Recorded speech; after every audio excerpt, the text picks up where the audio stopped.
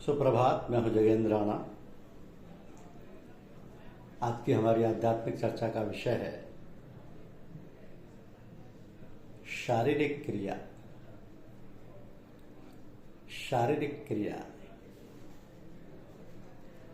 देखिए, शारीरिक क्रियाएं प्राणमय कोश में समाप्त हो जाती हैं। मानसिक क्रियाएं मनोमय कोश तक चलती हैं। आगे विज्ञान में कि संप्रज्ञात शून्य और महाशून्य समाधियों की प्राप्ति के लिए कोई क्रिया विशेष नहीं है। सभी शारीरिक व मानसिक कर्म नीचे छूट जाते हैं। ये तो अवस्थाएं विशेष हो गई जो मन के संयमित होते ही एक के बाद दूसरी अपने आप आती जाती है। तो संयमी मन जब ऊपर उठ के बुद्धि के साथ समागम करता है तो उसका नाम समाधि बोला जाता है। इस मन और बुद्धि के मिलाप ना होने तक शारीरिक व मानसिक तब चलते हैं। आगे इनकी कोई आवश्यकता ही नहीं रहती। तो मन को साथ लेके बुद्धि विचार में निमग्न हो जाती है और अपनी विवेक शक्ति के द्वारा माया के सूक्ष्म खेलों का प्रत्यक्ष अनुभव करने की कोशिश करती है। मन की शक्तियों को पाकर बुद्धि इतनी नुकीली और तेज हो जाती है कि बड़े प्रबल वेग से वह सूक्ष्म तत्वों और सूक्ष्म लोकों में प्रवेश हो वहां का प्रमाणिक ज्ञान उपलब्ध कराती है।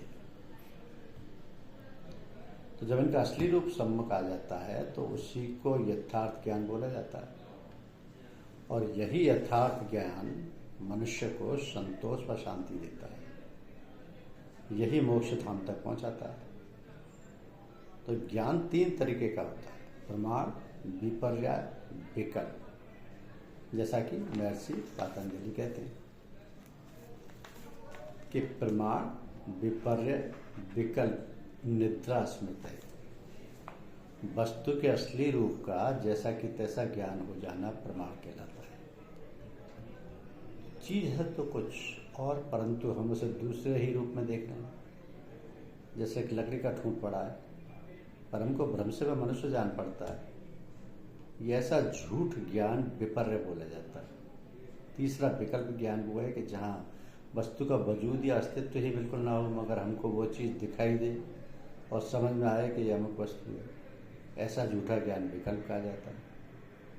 तो ज्ञान के यही तीन भेद हैं। इनमें प्रमाणिक ज्ञान ही यथार्थ ज्ञान है, शेष तो मिथ्या ज्ञान।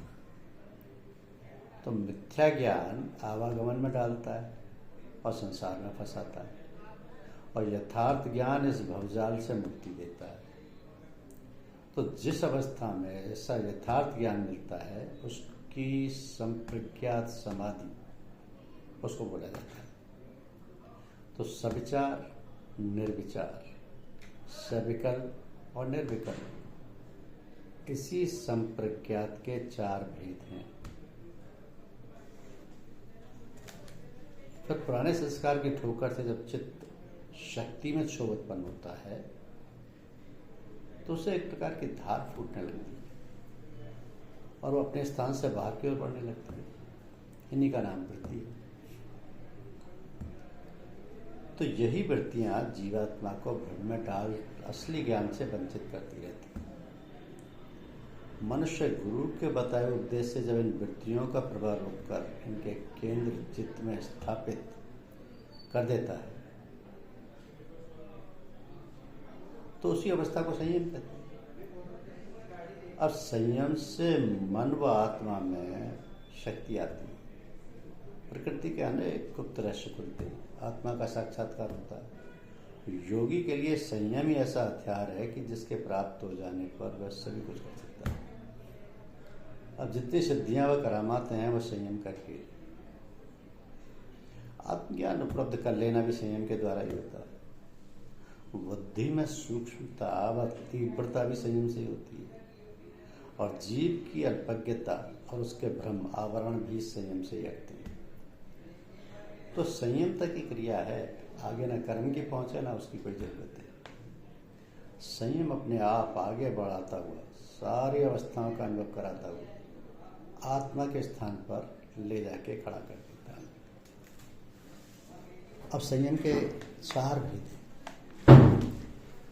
संयम के अर्थ रोक लगाने और ठीक ढंग से चालू रखने के। इसके 4 भेद हैं। शरीर का संयम, प्राण का संयम, मन का संयम और बुद्धि का संयम। तो शरीर संयमी बनाने के लिए हठ योग की कुछ क्रियाओं की जरूरत पड़ती है। नेति, धोती, वस्तु प्रज्ञालन, मार्जन, अनुपान, बात, सार, बारी सारी, नौली, कृपाल शोधन, बरजोली इत्यादि हठ क्रियाओं के द्वारा जब शरीर हल्का व मलौह से रहित हो जाता है तब उसको संयम शरीर कहा जाता है। तो ऐसा विकार रहित संयमी शरीर ही तप करने का अधिकारी है। उसमें सिद्धियां जल्दी आती हैं। हठ के 84 आसन भी शरीर शोधने के लिए हैं। इन प्रत्येक आसन व प्रत्येक क्रिया का फल अलग अलग होता है। ये सारी क्रियाएं यदि अधिक मात्रा में न की जाएं तो शरीर को स्वस्थ व तंदुरुस्त करती हैं। पर जिसने इनको ही सबको समझ रखा है, जो आत्मा को लक्ष्य रख के इनसे आगे नहीं बढ़ा, जिसने अपना सारा जीवन इन्हीं गोरख धंधों में समाप्त कर डाला है, उस ऐसे मूर्ख को कोई लाभ नहीं मिल सकता। ना शांति उसे नसीब हो सकती है, ना आत्मज्ञान का अधिकारी बन सकता है। हाँ, इस बाजीगरी से लोगों को तमाशा दिखा के पैसा कमा सकता है। दूसरा संयम प्राण का होता है। अब दृढ़ आसन पर बैठ के प्राणायाम के साधनों द्वारा प्राण में समता ले आना और प्राण पर अधिकार कर लेना प्राण का संयम कहलाता है। तो प्राणायाम के अनेकों भेद हैं, जिनमें रोचक, पूरक, कुंभक की क्रियाएं ही मुख्य हैं। अग्नि के द्वारा सारे प्राणायाम सिद्ध किए जाते हैं। तो ये प्राण शरीर की शुद्धता व उसे विकार रहित बनाता है। इससे अधिक इसका कोई लाभ नहीं है। अब प्राण की संयमी अवस्था में पहले श्वास धीमी व सूक्ष्म बन के दोनों नथनों से बराबर निकलती है। फिर धीरे धीरे उसकी गति रुकने लगती है और आगे बिल्कुल बंद हो जाती है। इसके साथ ही शरीर में हल्कापन होता है और दिमाग में दबाव नहीं होता। तो इस समय साधक को इसकी कोई खबर नहीं होती, ये जड़ समाधि में चला जाता है। अब प्राण क्या है? जिस अन्न को हम खाते हैं वो पेट में चला जाता है। वहाँ पर नाभि में रहने वाली जठराग्नि उसे पकाती है और चंद घंटों के अंदर उस अन्न के स्थूल भाग मल मूत्र पसीने इत्यादि के द्वारा बाहर चला जाता है और उसका असली हीर या जौहर अंदर रह जाता है। तो ये जौहर पहले गैस की शक्ल में होता है, पीछे उस जठराग्नि के द्वारा शक्ति के रूप में तब्दील हो जाता है और प्राण वही स्रोतों द्वारा शरीर से सारे अंगों में प्रवाहित होता रहता है। तो जिस भाग में नहीं पहुंचता, शरीर का वही अंग सूख कर बेकार हो जाता है। और साधारण लोग प्राण के अर्थ वायु यानी हवा को कहते हैं, क्योंकि हवा हमारी जिंदगी के लिए सबसे जरूरी है। इसलिए अगर हम उसे प्राण के नाम से पुकारने लगे हैं तो कोई बुराई नहीं है, परंतु दरअसल प्राण उस शक्ति का नाम है जो हमें जीवन देती है। इसी को प्राण शक्ति व जीवन शक्ति कहते हैं। और यही करंट शरीर की जिन नाड़ियों में होकर बहती है वह अंदर से पोली नहीं है, जैसे कि शिरा या आर्टरीज या वेन्स, बल्कि ये अति सूक्ष्म व निहायत बारीक कच्चे धागे के समान, जिनमें वायु के प्रवेश की भी गुंजाइश नहीं। नाड़ियाँ मस्तिष्क से उतर के मेरुदंड या रीढ़ की हड्डी में होती हुई सारे शरीर में चोटी से एड़ी तक जाल की तरह फैलेगी और सारे अंगों को जीवन देती रहती है। इस प्राण शक्ति का एक केंद्र व सेंटर भी है जो मस्तिष्क में चोटी के स्थान से 3 अंगुल नीचे है। वहाँ पर ये इकट्ठी होती है और पीछे ऊपर व नीचे को चलती है। तो सूरत की धार व नाड़ी ज्ञान में इस प्राण शक्ति का बहुत बड़ा भंडार इस ब्रह्मांड की चोटी पर पार ब्रह्म के स्थान पर है। वहाँ से ही सीधी धार की शक्ल में पिंड में आती है और ब्रह्मरंध्र यानी 10वां द्वार जो चोटी के स्थान पर है के द्वारा पिंड में प्रवेश हो अपने सेंटर पे इकट्ठी होती है। इसी को सुरति, तवज्जा, रूह, कुंडलनी, शक्ति और आद्य शक्ति इत्यादि कहते हैं। तो मुख्य प्राण शक्ति इसी का नाम है। अन्य गिरजा का जौहर इसकी सहायता देता व पुष्ट करता है, इसलिए इसको भी प्राण बोला जाता है। इन सारी प्राण वह नाड़ियों में 3 मुख्य हैं जो बहुत बड़ी और नीचे तक जाती हैं। शेष सारी नाड़ियां यानी 3 में से निकल निकल के चारों ओर गई। प्राण प्रथम उतर के इन 3 में से किसी एक में प्रवाहित होता है, पीछे छोटी छोटी नाड़ियों में चला जाता है। इसका नाम ईड़ा, पिंगला, सुषुम्ना है। तो ईड़ा रीढ़ की हड्डी में बाईं ओर, पिंगला दाहिनी ओर, सुषुम्ना बीचों बीच में है। तो प्राण की गति ईड़ा में होती है तब श्वास बाएं नथने से चलती है, और जब पिंगला में होती है तब दाहिने नथने से आती जाती है, और जब सुषुम्ना में इसका प्रभाव होता है तब दोनों नथनों से श्वास बाहर चलती है, और इसका वेग भी धीमा होता है। ये पहचान है। तो ईड़ा के प्रवाह के समय जीवों पर प्रमाद, आलस्य और निद्रा का हमला होता है। अज्ञान व अंधकार हृदय पर छा जाता है, और पिंगला के प्रवाह के समय राग, द्वेष, इच्छाएं, सांसारिक व परमार्थिक वासनाएं सताने लगती हैं। तो दोनों अवस्थाओं में अशांति और बेचैनी रहती है जो दुख देती है, और सुषुम्ना में प्राण संचालन होते ही ज्ञान, शांति व प्रकाश मिलता है, जिससे सुख व आनंद महसूस होता है। तो भगवत प्राप्ति इसी सुषुम्ना में प्राण आने पर होती है। ईड़ा, पिंगला दुनिया की तरफ ले जाती है, और सुषुम्ना ईश्वर की ओर ले जाती है। बस सुषुम्ना में प्राण ले जाना और ईड़ा व पिंगला के बहाव को रोक देना संयम कहलाता है। तो अभ्यास भी इसी गरज के लिए किया जाता है। ना होने पर भी अभ्यास की जरूरत नहीं रहती, शेष काम अपने आप हो जाता है। तो जब ये ब्राह्मी शक्ति की धार रचना करने के लिए अपने निज धाम से नीचे उतरती है, तो वो इस ब्रह्मांड में 5 स्थानों पर ठहरती हुई और मंडल बनाती हुई आती है। यही पंचकोश बोले जाते हैं, और उनका पूर्ण ज्ञान हो जाना ही पंचांगनी विद्या कहलाती है। इन कोश या मंडलों में कहीं पर तन्मात्रा के रूप में, कहीं पर सूक्ष्म रूप में, कहीं पर स्थूल रूप में पंचभूत पृथ्वी, जल, अग्नि, वायु और आकाश व्यापक रहते हैं, पर उनमें से एक तत्व प्रधान रहता है, शेष सब गौण रहते हैं। जैसे किसी मंडल में आकाश तत्व प्रधान और 4 तत्व गौण है, कहीं पर वायु तत्व प्रधान और बाकी आकाश आदि तत्व गौण इत्यादि। तो इन 5 तत्वों की प्रधानता के कारण प्रत्येक मंडल का रंग, रूप, कार्य, शब्द, प्रकाश जुदा जुदा हो जाते हैं। प्रकाश व सब तो एक ही होता है, परंतु तत्वों के संसर्ग से वो अलग अलग भासने लगता है, तो एक से अनेक के रूप में प्रकट होता है।